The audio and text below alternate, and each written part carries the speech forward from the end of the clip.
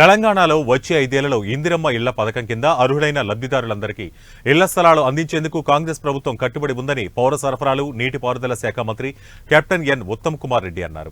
హుజూర్ నగర్ పట్టణంలోని రామస్వామి గుట్టలోని హౌసింగ్ కాలనీని పరిశీలించిన అనంతరం ఉత్తమ్ కుమార్ రెడ్డి మాట్లాడుతూ గత 10 ఏళ్లుగా హౌసింగ్ రంగాన్ని గత బీఆర్ఎస్ హయాంలో పూర్తిగా నిర్లక్ష్యం చేశారని విమర్శించారు. డబుల్ బెడ్రూమ్ హౌసింగ్ స్కీమ్ చుట్టూ ఒక హైప్ క్రియేట్ చేయబడిందని, వాస్తవానికి అది ఒక అభూత కల్పన మరియు బోలు వాగ్దానమని ఆరోపించారు.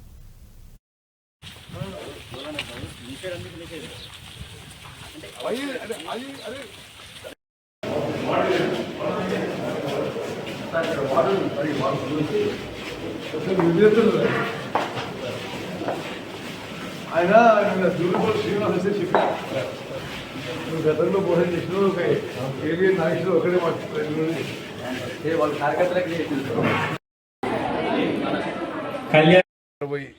నిరుపేద కుటుంబాలు ప్రత్యేకంగా అలాట్మెంట్లో బెనిఫిషరీస్లో మేము ఎస్సీ, ఎస్టీ, బీసీ మైనారిటీస్కి ప్రియారిటీ ఇవ్వబోతున్నాము. ఇప్పుడు ఆయన కాంట్రాక్టరు చెప్పిన విషయం ఏంటంటే జనవరి లోపల పూర్తి చేస్తామని. ఇప్పటికైతే వర్క్ చాలా స్లోగా జరుగుతుంది. నేను ఇంజనీర్లకి, కాంట్రాక్టర్కి నేను హెచ్చరిస్తున్నా, ఈ స్పీడ్లో వర్క్ జరిగితే మాత్రం మరి ప్రభుత్వం నుంచి కఠిన చర్యలు తప్పవని చెప్పి కూడా వాళ్ళకి హెచ్చరిస్తున్నా. ఇంకా వర్క్ స్పీడు అందుకోవాలి, వేగవంతం కావాలి.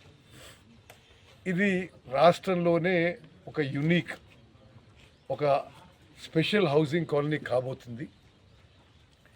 నిరుపేదలకి ఈ హౌసింగ్ కాలనీ ప్రభుత్వం ఎంత ఖర్చు పెట్టినా ఉచితంగా 2160 కుటుంబాలకి ఇవ్వబోతున్నాం. ఆ లబ్ధిదారుల ఎంపిక వగైరా ఇతర విషయాలు హుజూర్ నగర్ పట్టణానికి ఆనుకొని రామస్వామి గుడి గుట్టకాడ ప్రతిష్టాత్మకమైన